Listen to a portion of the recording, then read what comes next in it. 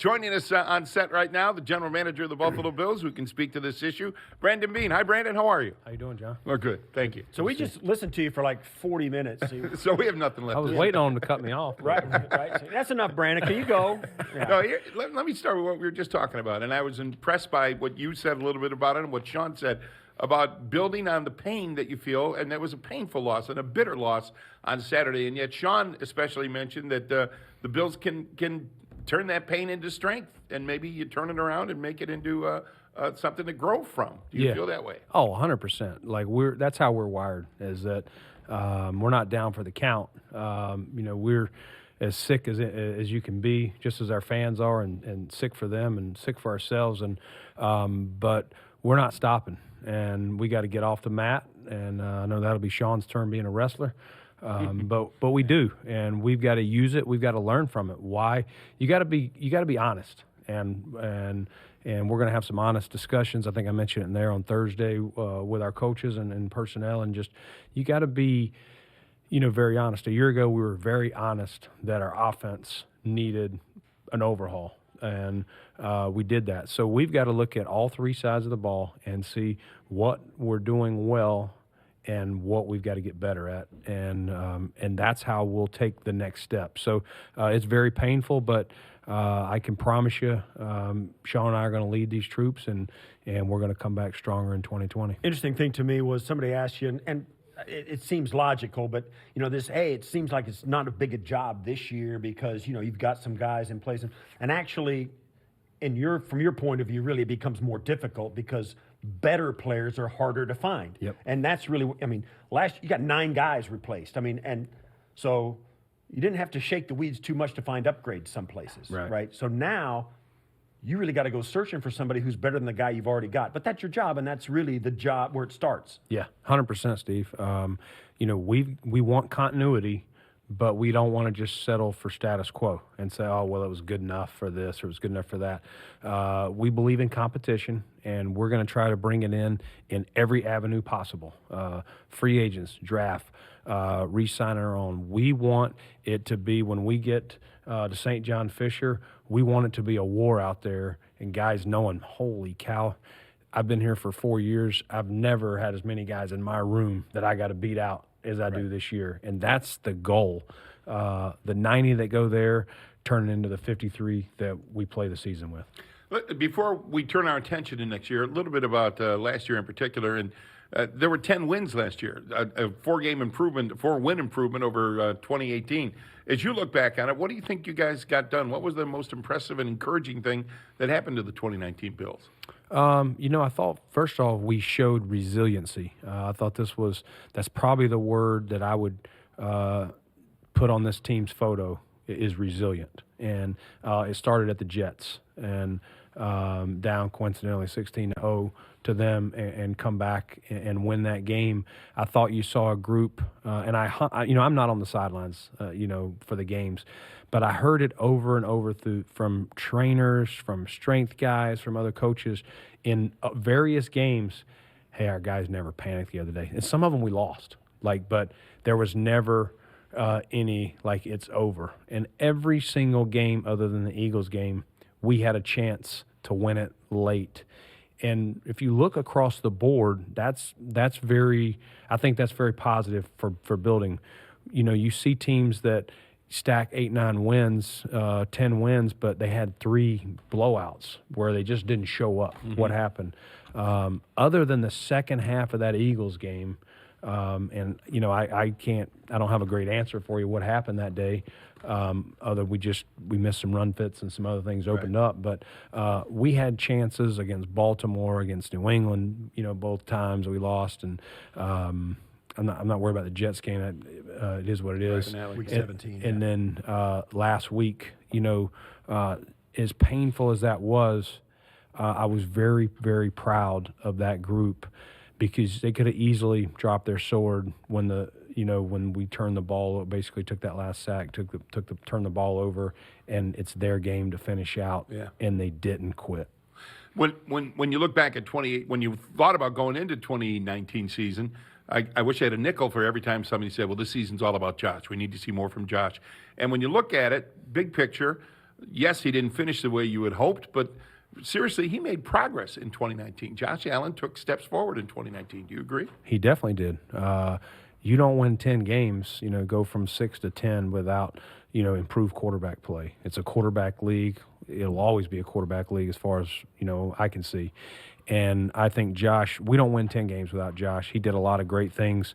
I think he'll be the first to tell you after the New England game here, he realized that he's got to play more complementary football and understand that some games we don't need you to throw for X number of yards or do anything crazy. Just take what they give you, and if it's not there this drive, let's punt it. Our defense is playing really well, and this game might be a 13-10, but next week we got to score 25 to win. Understanding the game, the opponent, and what you're in, that's part of the maturation that doesn't fit in the stat sheet of completion percentage or touchdowns, things like that. We had to remind ourselves, he's 23 years old. He's played 28 NFL games. I mean, you would think there'd still be stuff for him to conquer, for him to learn, right? Yeah, most definitely.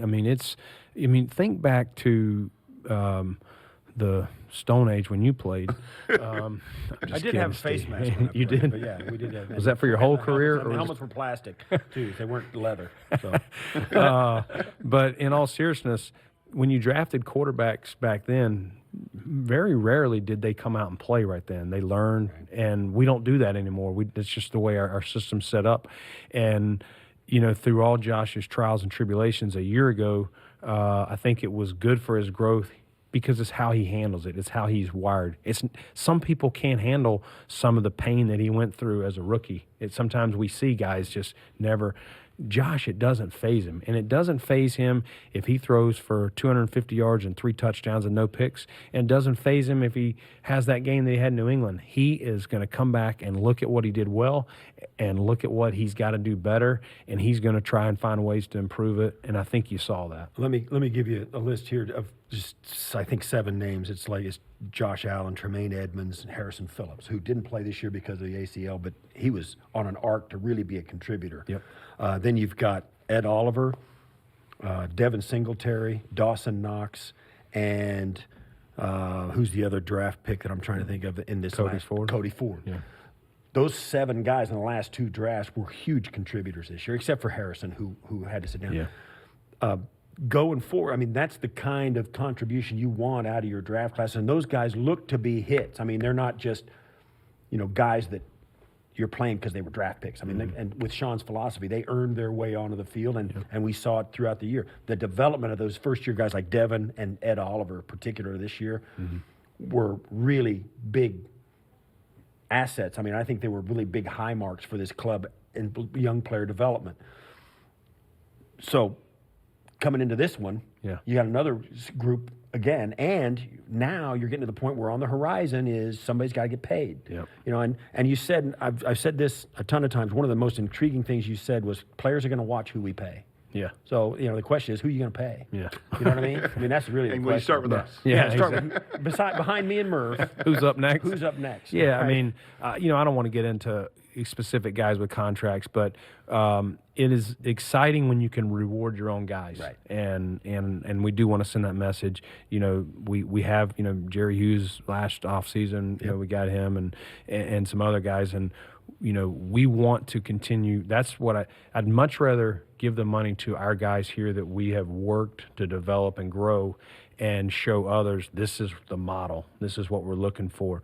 It doesn't always work that way. You're always going to have to pluck here and there, but hopefully going forward, most of the big funds come within, from when the guys that we've drafted and developed. And obviously now that the 2017 class has finished their 3rd year, they become eligible. So that's a potential for each guy. Again, we're going to run through every single one of those guys and any of the other free agents that we have, on Thursday, and we're going to have very candid conversations, and we'll start talking about who do we need now, who do we want to see more from, and we'll adjust, as we see fit. When you look back at 2018, you probably feel pretty good about the free agents you signed. You got involved in the free agent market and signed a couple of wide receivers who were major contributors this year, huh? Yeah, I mean, I just, between my press conference and coming down here, I was a little bit late because John Brown had texted me to if he could see me before he left town, and we just had a great conversation. And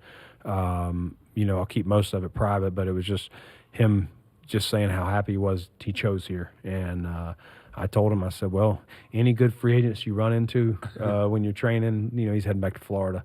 Right. Make sure you tell him about your experience. And that's great to hear. You want to hear that. And, I can't tell you that every single guy is saying that, but for a guy that, brought us the contribution level that he did and helped our offense improve statistically, he was a big part of that. That's great to hear. With Brandon Beane, the Bills general manager, a couple of minutes left. And then we got some questions sent in via Twitter from some Bills fans. Here's one from Dave, and it deals with the wide receiving core. From Dave, he says, what's the thought on drafting wide receivers versus signing free agent wide receivers? Is there a preferred way to do it, do you think? You really, when you're drafting, you got to decide. You just, similar to like a quarterback, you got to go through and what systems he's been in, what's the routes he's run, and then maybe you work them out privately and see, hey, at this school I only ran 3 routes, but look, he can run, diversity of routes, and what are his hands like, and how smart is he? Brian's offense is not easy, and so versatility. We talk about it at the O-line. Receivers that can play multiple spots bring value. So there's you're weighing what on a pro free agent versus a guy here who's young. If he has enough traits, and where do you see his ceiling versus is this guy that's a free agent, has he already at his ceiling, or does he have much room to grow? So you're comparing all those things. It's an inexact science, Murph, but it's a fair question. We don't just go in and say, I'm only going to draft a guy or I'm only going to sign a guy. We're going to weigh them all and make the best decisions. And also, you've got free agency on the horizon. You've got a ton of cap space again this year to go out and get them. And is your philosophy, and I'm paraphrasing or generalizing, you're not really trying to hit a home run in free agency. You're trying to get a guy who will give you value for what you pay them, which means, you're not giving guys the $19 million contract, your contract with $67 million guaranteed. You're getting, like Cole Beasley, John Brown. There's great contracts, but those are not, backbreakers for your cap. Yeah. So, is that kind of the philosophy you're looking at? And how far down the road are you looking at teams where guys are going to be available, and you have, do you have your little boards, your short list set up for different positions? Yeah, we definitely do. And, one of the things that's not talked about as a lot is we have a cap casualty list, guys that we're looking, what was his production based on what he's scheduled to make this year, and start paying attention to those guys, because sometimes you have to, kind of feel the waters. Well, let's don't run and try and sign this guy. This guy might be a better fit for us that may be released from Team X. So there's so many different avenues to add players, and what our cap where it's at now, it gives us such strength is that we can make trades, we can sign our own, we'll have money to make trades in August, September, whatever it is. We want to do that as long as we can, but we also want to keep a bank. We're not just going to go blow it all, because every year we're going to have more guys. We'll have the we're talking about the 2017 class. I got to save money for the 2018 class. Right. And then the 2019. So it's trying to stay as cap strong as you can, keeping our core together, and then adding those pieces that you were talking about. I don't know if you have the number. How many guys do you have after the end of the league here is like February 15th or whatever it is? Right. How many guys will you have under, forget the guys you just signed the futures contracts. Right. On this roster, the 53, how many guys go away? Well, at the end of the league. So you can never have more than 90. Right. At any point you can't get over that. We won't get to anywhere near 90 until after the draft. Right. So even signing those reserve futures, I don't know exactly what our number is right now. And nobody except those guys count against your cap, right? Yeah, everybody, unless they're an unrestricted. If they're an unrestricted free agent, obviously they have nothing on the 2020 cap for us. But any of those guys that we just added from our practice squad, or anybody that we add beyond as a future, and then the guys who have years remaining, those all count on our cap now and our total number. So we're probably around 70-ish, I would guess, but I haven't added it up. Okay. Hey, Brandon, you said Thursday, right? You have meetings with the coaching staff? Yeah. What are you looking to get out of those? What are you looking for, a wish list from them, or maybe just a review of what went on this past year? Yeah, it's a review of we'll run through with each position, each side of the ball, each position group, one at a time, player by player, from start of the season, middle of the year to finish. You know, some guys start strong. Maybe their age starts showing as the year goes on. Some guys start bad. They were on the bench, but the middle of the year they really turned it on. Every player has their own. You know, this guy was strong from the day we showed up to St. John Fisher till we walked off the field at Houston, and where we see him trending. We have to have an honest assessment. Take your friendship out of the way, because you can get tight with players, and that can be hard. And that's where I'll be in their ear. No. I know you and his family go to dinner together every Friday night, but I need to know as a player, because this is still a business. And we, you know, Sean and myself, we have to make the best decisions for the Buffalo Bills. And sometimes I have to say goodbye to people that you're very, you know, friendly with. That's just the nature of the beast. You know, otherwise you're not doing right. I was going to ask you about the honesty, because coaches get close. Other coaches maybe think, get rid of that guy. I don't want him around, right? You have both sides of it, probably. Right, 100%. You can get, you know, maybe a coach and a player just don't mesh well, but the player's still very talented, and you have to throw that out too. Sometimes you have to hear them, but it's basically an open dialogue, and you know, I'll be able to ask questions, and at the end of the day, once it's all done, you know, Sean and I'll sit down and we'll start looking at it and start mapping out what's next, from re-signing guys to saying we're not going to re-sign this guy to we'll be focusing, you know, we'll be at the Combine and Senior Bowl and, you know, all the All-Star games, and start looking for new players to add. There's a couple more interesting questions, and we won't keep you much longer, but these come from fans on Twitter. Andrew tweets in, Brandon, what's your thoughts on the rules of the game? Do you think it's helping the sport or hurting it? And if there was one rule you'd like to see the NFL get rid of, what would it be? What rule do you think needs to be improved? And, you know, we're not talking about last Saturday, although there were a couple of issues there. But what do you think? What do you think the state of officiating is in the game? Yeah, I mean, I think it's one that the league is really trying hard to improve. I know they are, just from being at the owners' meetings. Obviously, last year was the big pass interference thing. You know, I think it was with good intention, but I don't think it was executed. You know, and it was hard. There was all these things were brought up. Well, what if this happens? How do you do this? And I thought the league made a good decision to give it a 1-year test. And then that'll obviously, as it led last year's owners' meetings, I'm sure it will lead this year's as to, is it going to be totally thrown out? Is it going to be tweaked? You know, what will happen? You know, I'll be surprised if we go into 2020 with exactly the way it was in 2019. Gotcha. Yeah. And there's one more question here, and I want to end this with you on this question, because you started your news conference, you got a little emotional. I thought you almost got teared up a couple times. And this viewer says this as well, Dick DeGroat. I love that Beane got emotional when talking about wanting to win for the fans. I love what the Pagulas, Beane, and McDermott are doing. I think they genuinely care about the fans, Bill's family, baby. What got into you to make you tear up? You know, you just feel bad, like empty. You know, Sean and I carry a burden, and the Pagulas do as well. You know, we live in this community, we love this community, and you know, we get off that plane, and I'm like, holy cow, there's all these people there at 2 in the morning. It's cold, there's snow, and you know, I get in my car, and you just feel like, man, I let them down.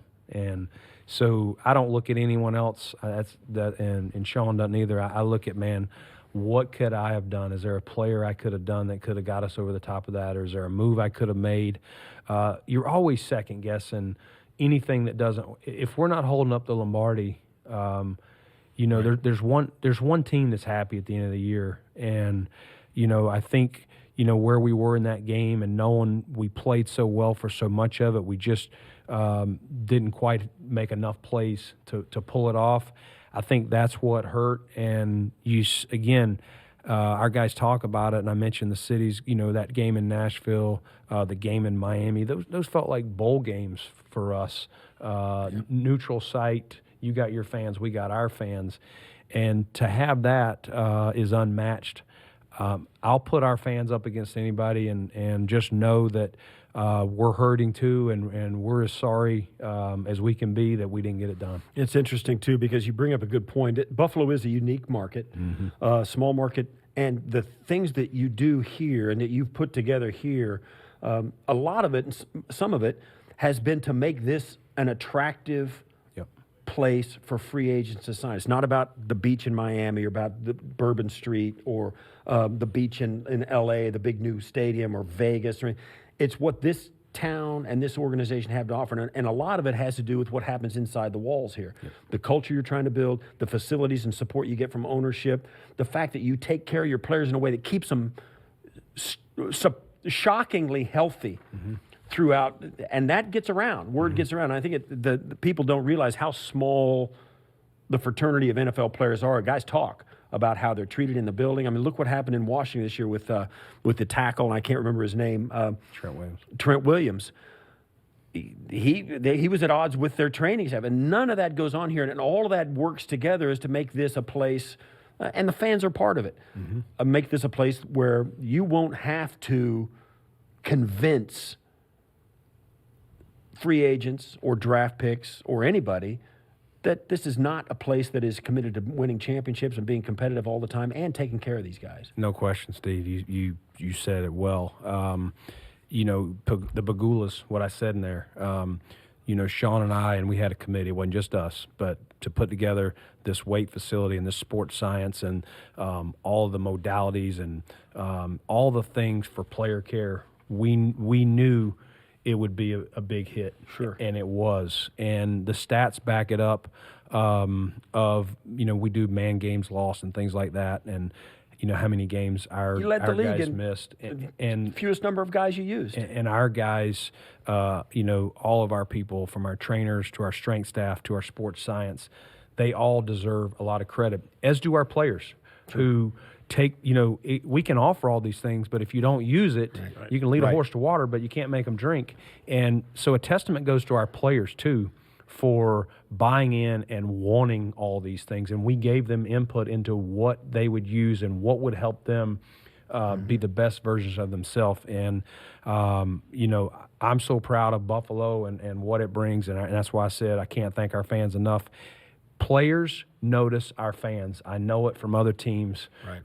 I've had people from Carolina just talk about our fans that traveled down to training camp and took over training camp. 95-degree practice. We were there, man. You saw it. And, who does that? Yeah. And I just, I'm so proud to be affiliated and live in this community. Were you just kidding about playing golf later this week? I don't know about you. I know you love to play. You might get in some. Well, I know. I think pins are not in. Chris was thought I had an easy task at hand, and so that's why I wanted to kid with him. Say, I'm gonna get my sticks out. No, my sticks are away for a while. Brandon, thanks for this and good luck Great seeing you, this man. offseason. Your season begins now. Good luck. It does. Appreciate it. Thanks. It Brandon never stops, though. Yeah, John. that's right.